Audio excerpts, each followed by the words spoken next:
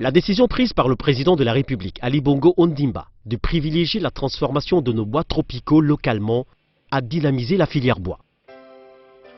À Essassa, à moins de 25 km de Libreville, la Somivab a ouvert une deuxième scierie. Les 2000 tonnes de déchets mensuels de la scierie sont distribuées aux salariés sous forme de primes de production. Une heureuse initiative qui a suscité l'enthousiasme de plusieurs employés qui ont créé un bureau de représentants pour la valorisation des déchets du bois. En organisation en commun accord avec la direction et nous les représentants de Rebu, nous sommes arrangés et entendus pour que cette prime-là soit une prime d'encouragement et une prime qui booste le travailleur.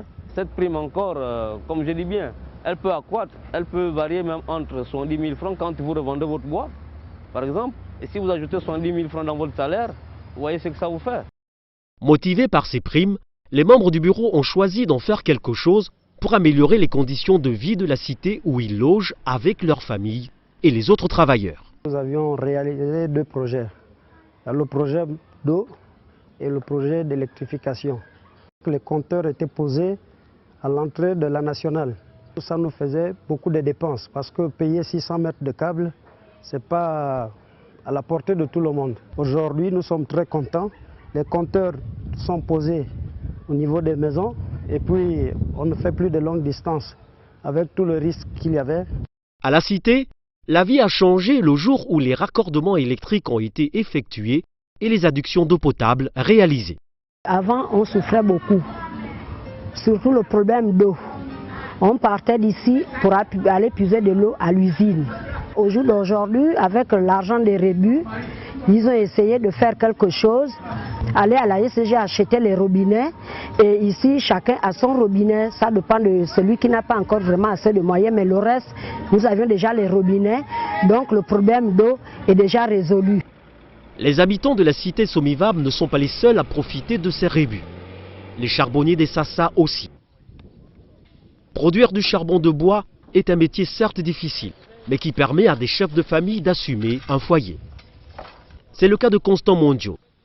Jeune forestier originaire de Langounier, il est parvenu à se spécialiser dans le charbon de bois après la perte de son emploi pour faire vivre sa femme et ses 5 enfants.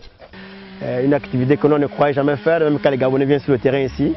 Et c'est un de tous les jeunes Gabonais qui exercent ce métier. Mais comme ça survient à nos besoins, on l'achète avec les travailleurs qui sont à l'usine. Normalement, ils devaient brûler ça.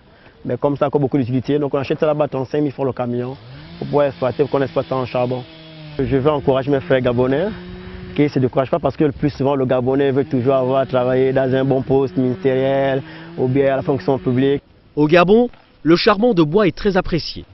La vente de sacs de 50 kg de charbon de bois se vend chez tous les commerçants du pays aux abords des routes au prix moyen de 3 500 francs CFA.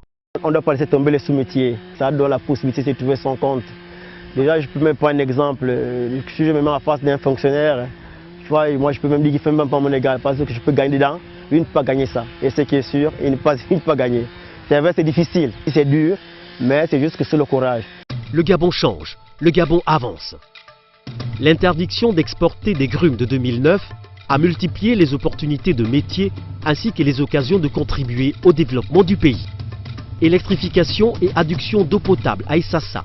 Mais pourquoi pas, bientôt, construction d'une école à Makokou, ouverture d'un centre de santé à Mayumba.